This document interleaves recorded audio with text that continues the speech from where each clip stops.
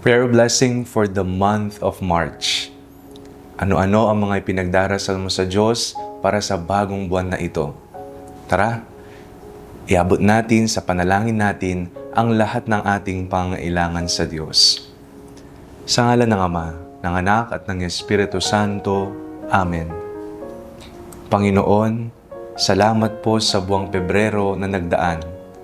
Salamat sa iyong walang hanggang pagmamahal at paggabay sa amin sa bawat araw. Lalo na sa mga sandaling puno ng hamon, pagod at pagtitiis. Salamat po sa mga pagkakataong kami natuto sa kabila ng pagkabigo at pagsubok. Patawarin mo po kami, Panginoon, sa aming mga pagkukulang, kasalanan at mga sandaling kami nagkulang sa iyong kalooban.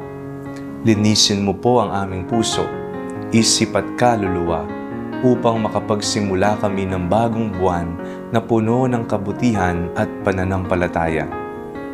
Ngayong Marso, hinihiling po namin ang iyong biyaya, kalusugan para sa aming katawan at isip, tagumpay sa aming trabaho at pag-aaral, kapayapaan sa aming puso at pamilya, paggaling sa anumang karamdaman, at gabay sa bawat hakbang at desisyon. Maipagdiwang na po namin ang mahal na Kwaresma at mga gawaing espiritual tulad ng pagninilay, pag-aayuno at pagsasakripisyo.